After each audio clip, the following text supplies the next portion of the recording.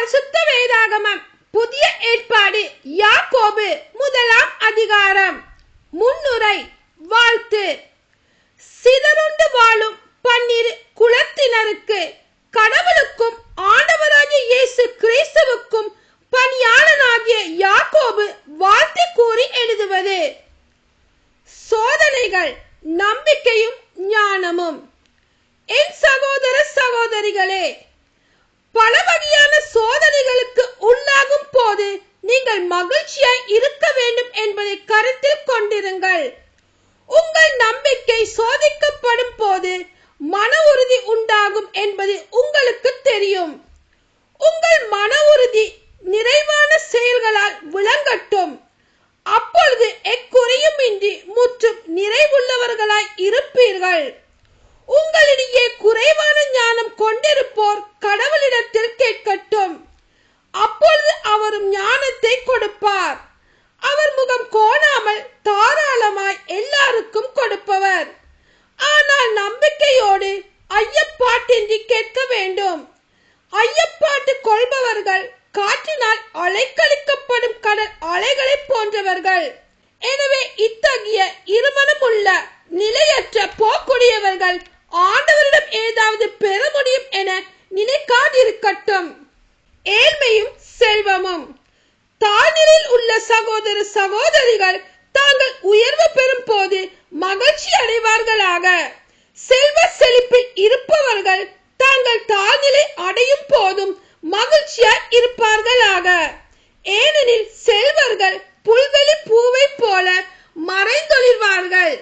கதிரவன் என வெயில் ஏறி புல் உலர்ந்து போம், அதன் பூ வதங்கி விடும், அதன் அழகிய தோற்றமும் அழிந்து விடும்.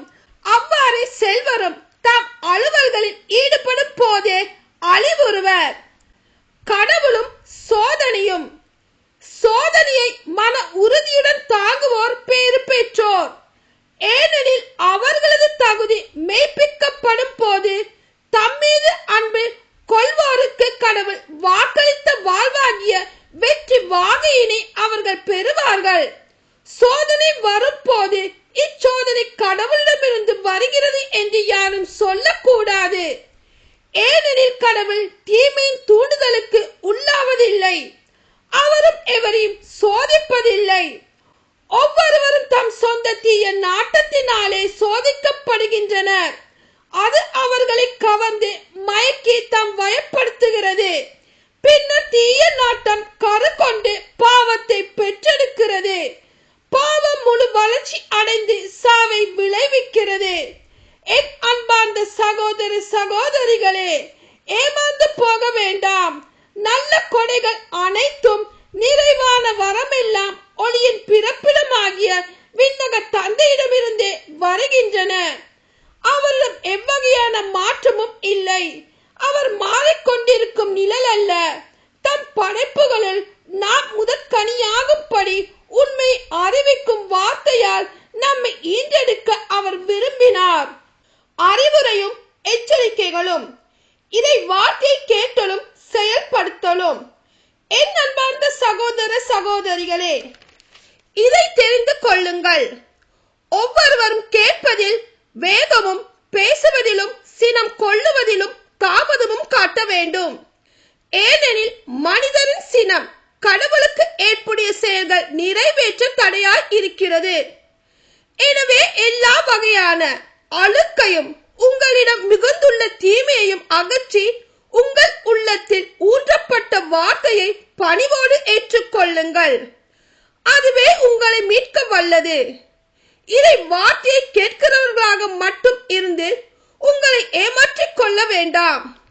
அதன்படி நடக்கிறவர்களாயும் இருங்கள். ஏனென்றால் வார்த்தையை கேட்டு அதன்படி நடவாதோர் கண்ணாடியிலே தம் முகத்தை பார்த்துவிட்டு சென்று உடனே தாம் எவ்வாறு இருந்தார் என்பதை மறந்துவிடும் ஒரு மனிதருக்கு ஒப்பாவார். ஆனால் நிறைவான விடுதலை அளிக்கக்கூடிய சட்டத்தை கூர்ந்து கவனித்து அதை தொடர்ந்து கற்போர் தாம் கேட்பதை மறந்து விடுவதில்லை.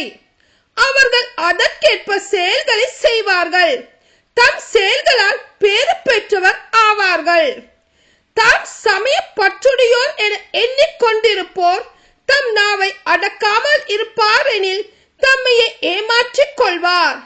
இத்தகையோருடைய சமயப்பற்று பயனற்றது. தந்தையாம் கடவுளின் பார்வையில் தூய்மையானதும் மாசற்றதுமான சமய வாழ்வு எது எனில் துன்புறும் அநாதைகளையும் கைம்பெண்களையும் கவனித்தலும் உலகத்தால் கரைப்படாதபடி தம்மை காத்துக் கொள்வதும் ஆகும். ஆமென்.